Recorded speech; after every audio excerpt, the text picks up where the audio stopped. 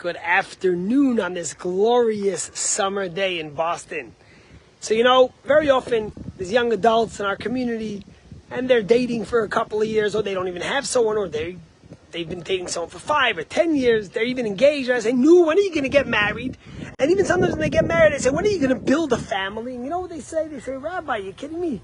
Got to make sure that we have secure jobs. We got to make sure that we can put away money for our kids' education, for school, for college. And today, college is not enough. You need a graduate degree or medical school. And then we have to make sure our retirement is set.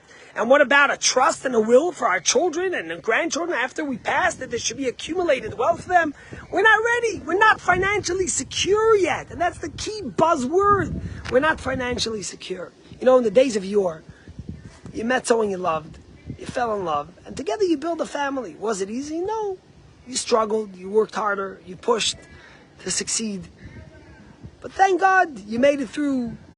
You raised a family, you gave them the education they needed, and that was it.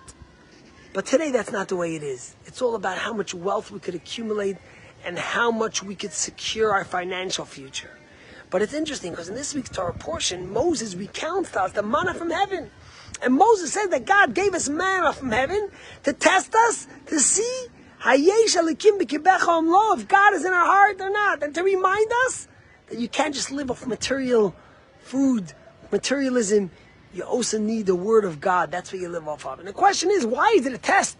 The manna from heaven was amazing. Every single day the Jews were in the desert. They were far away from civilization in no man's land. And every day manna fell and it tasted like ice cream or like pizza or like steak or like whatever they wanted.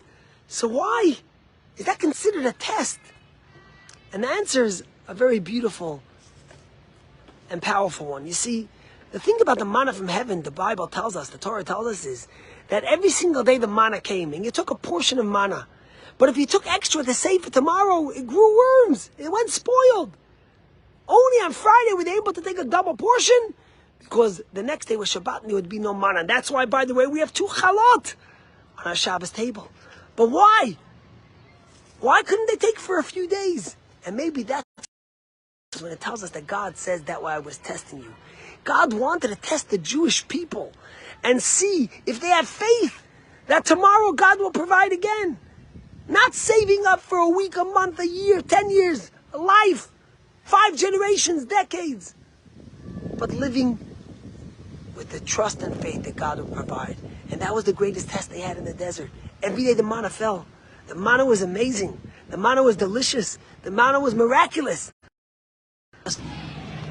Every single day, the Jewish people had to have faith that God would give them manna again, that the manna would rain down from heaven and bless them with prosperity and all they need for their family. And that's what God says, that was the greatest test. And the Jews passed the test. Because what do we say in the end of benching every day? Baruch HaGever sheyiftach ba'Hashem v'yah Hashem yiftach. Praise is the person who puts his trust in God, and God becomes the rock, the bedrock of who they are. And that's the message of the manna in this week's Torah portion, that Moshe reminds them that God gave you manna every day, to test if you have that faith. And the truth is, that's what we need to think today. Of course, everyone has to make sure that they're able to provide for their family, and we have to work hard, and we have to get an education. But we also have to have that sense of trust. The Talmud says that tineg ba upita biyadeh, that when a child is born, he comes with bread in his mouth. God sends a special blessing for the child. Imagine if we calculated and thought about all the expenses of the entire life it would take us every time we had a child. Would we do it?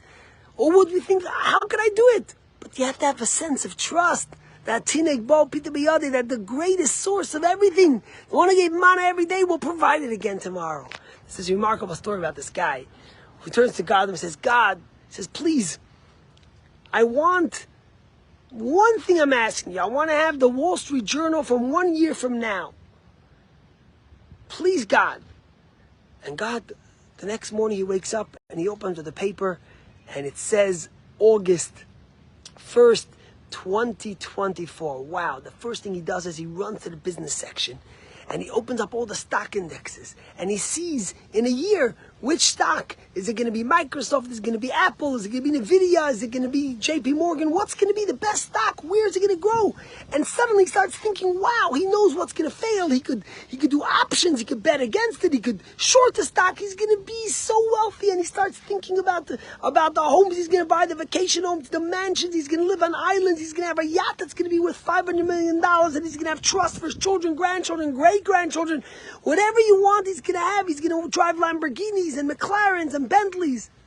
And then after he finishes all this calculation and he realizes he's going to make billions of dollars, he goes back to the first section and he opens up the obituary section.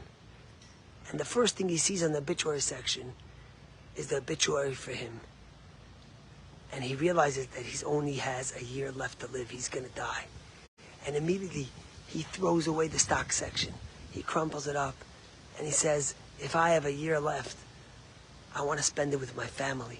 I want to spend it with my spirituality, with my God. It's irrelevant to me, all these trivial things. The 1 year I have left, I want to use for something positive and constructive. And that's the message of this week's Torah portion. We got to learn from the manna. The manna from heaven reminds us that every single day we have to have faith in God. And we have to put one foot in front of the next and work hard and earn a living. But we also have to have trust that God will provide. And we can't wait to have every single part of our financial calculus set for the next 100 years before we dive in and build a family and give charity and share with others and enjoy life and leave a meaningful